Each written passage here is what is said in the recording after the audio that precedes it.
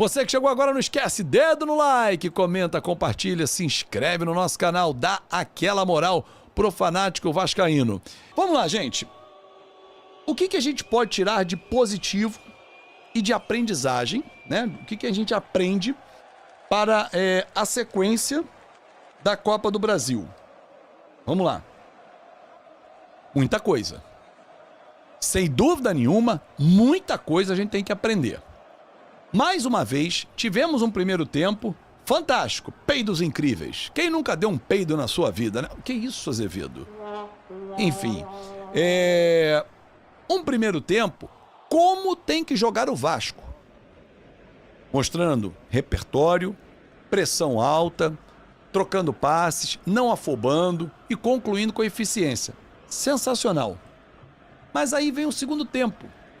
Não dá para colocar na conta de apenas e tão somente uma queda física. Porque se há uma queda física,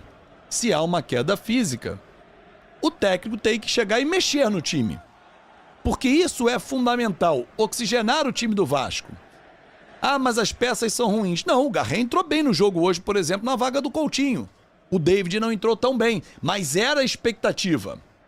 Então assim, por que não botar o Garré no lugar do Coutinho? O próprio David, um pouquinho antes, foi aos 20 minutos, ok. Só que a gente pegou um time frágil, que é o CSA, que no Campeonato Brasileiro a gente não tem um CSA da vida. O Atlético Mineiro, que é o nosso próximo adversário, num segundo tempo como esse, ele empata o jogo. Mas se a gente jogar como a gente jogou, dá pra ganhar do Galo. O time do Vasco tem força, mas não tem força para 90 minutos. Então, assim, a gente tem que ter mais um time constante em campo. Não pode ser um time de um tempo só, Ricardo. Não pode, porque isso, contra uma equipe tecnicamente muito melhor, que é o caso em relação ao CSA, o Atlético Mineiro, que é o nosso próximo adversário, dá ruim. Vou pegar aqui até, ó, jogos do Vasco. Peraí. Vasco tem pela frente, vamos lá. Atlético Mineiro. Depois ele pega o Santos lá no Morumbis. O Juventude fora, jogo atrasado. O Corinthians em casa. E o Sport fora. São jogos ainda de agosto pro Vasco da Gama. Cara, são adversários bem diferentes. O próprio Sport, que tá lá embaixo, ele é muito melhor do que a equipe do CSA. E se a gente apontar, ou apresentar, melhor dizendo, essa oscilação, aí a conta chega, amigo. Aí a gente não consegue manter, talvez, um 3-0, mas perde para um 3-0, empata num 3-3. Mas vamos lá, de positivo, o primeiro tempo, de produção, de eficiência, de marcação, de disposição. Esse foi um primeiro tempo que nós, torcedores vascaínos, gostamos e queremos. Só que o segundo tempo, muito ruim.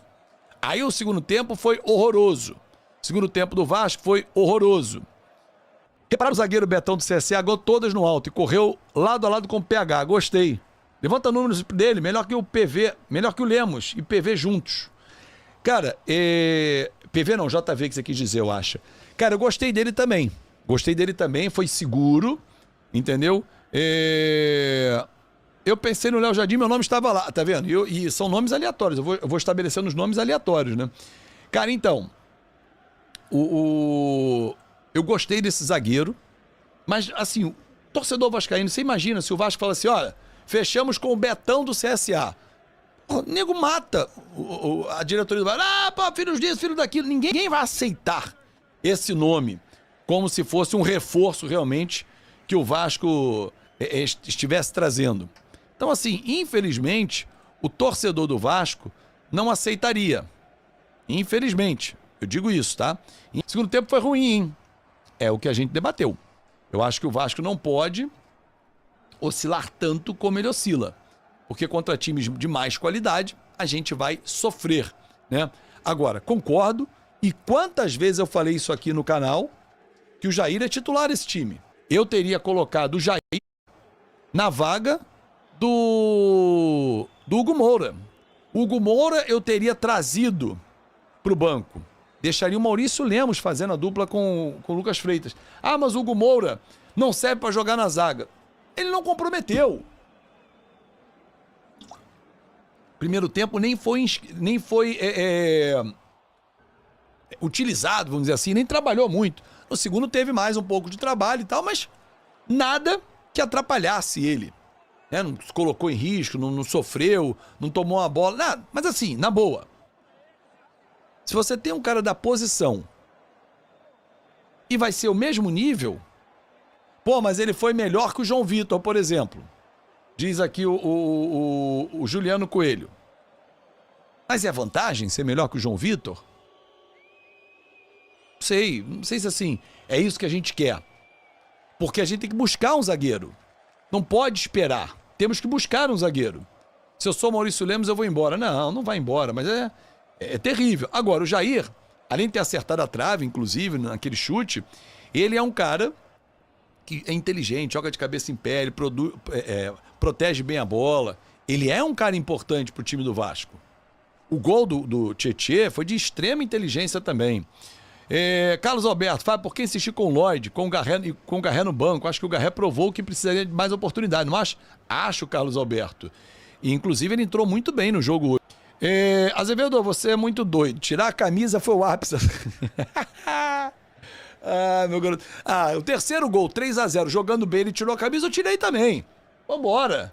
É isso, cara. Assim, a nossa transmissão, ela é diferente, cara. A nossa transmissão ela é diferente. Ela é feita com a energia do torcedor.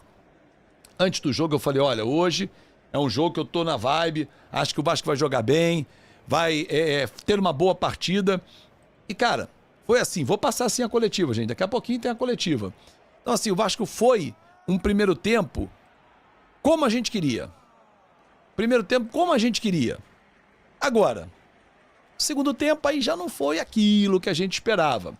Fábio, fala de 3 nomes de reforço que cairia como uma luva no... Porra, moça, é uma pergunta fácil e difícil ao mesmo tempo, porque a nossa condição financeira não permite isso, né? Buscar 3 nomes. O Vasco vai buscar 2. Um deles é o Andrés Gomes, que está chegando, o colombiano, que eu não tenho muitas informações. Não vou cagar regra para vocês aqui. E um zagueiro. Nino seria ótimo. Balbuena seria muito bom, mas não aconteceu o acerto, né? Então assim, mas não pode pegar, o Baianinho foi bem hoje, pô, o Betão foi bem. Cara, o jogador do CSA, desculpa, se o Vasco traz um jogador do CSA hoje, ninguém vai ficar feliz, mesmo tendo visto o time do CSA jogar contra o Vasco 2 vezes. Não vai. Entendeu? Então assim, é para ter um pouco de calma, entender que o momento financeiro não permite loucuras, e o Vasco não vai fazer loucuras, e eu acho que o presidente Pedrinho está correto, é muito correto nessa visão. Rafael Tolói está sem clube, o Júnior lembra aqui, mas, cara, o Tolói quer voltar ao Brasil? Acho pouco provável que o Tolói volte ao Brasil, né? Maldini, Romário, Felipe Maestro, esses caras fariam a diferença, né? Esquece. Mas assim, acho que dentro da possibilidade, se a gente trouxer um zagueiro com status de titular, aquele cara, como seria o Nino, seria o Balbuena, um cara assim, que, né? Não é o Betão, não é. Fábio, com a chegada do Andrés Gomes, ele vem para ser titular? Pergunta o Roberto Campos. Será que ele bota o Nuno no banco? Será que o Nuno joga de meia no lugar do Coutinho, o Andrés na ponta? O Andrés é ponta, realmente joga pela canhota, o Roberto. Mas assim, ele vai ter que adaptar o futebol brasileiro, né? Ele vai ter que adaptar o futebol brasileiro primeiro. O Nuno, para mim, teve uma queda de rendimento pós-Copa do Mundo. E é curioso porque eu esperava até que ele tivesse uma melhora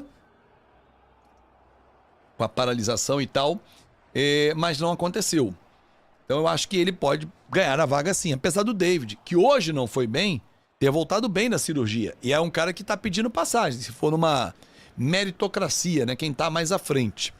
O Jair da Dinâmica, que protege o Tietê para ele distribuir o jogo, verdade. E para pisar na área, e os dois chegam com qualidade. Jair carimbou a trave e o Tietê meteu o gol. Pô, o Ryan tem o Mundial Sub-20. Essa é uma preocupação do Vasco, o DG Games. Essa é uma preocupação do Vasco. Porque ele é um convocável. E é provável provável que ele seja chamado realmente para a seleção sub-20. Precisamos rever as atuações de um tempo para cá de uns titulares, tipo Hugo Moura, Nuno, Piton, Verratti e principalmente João Vitor. Sueli, há quanto tempo a gente alerta sobre isso? Mas não me parece que será uma escolha do Diniz fazer essas observações e principalmente trocar, né? Olha aí, você que chegou agora, não esquece, dedo no like, comenta, compartilha, se inscreve no nosso canal. Muito obrigado pelo seu carinho. E isso aí, pessoal. Não se esqueça de se inscrever no canal, deixar o seu like e ativar o sininho das notificações. Um forte abraço e até o próximo vídeo com mais notícias sobre o Vasco da Gama. Tamo junto, galera.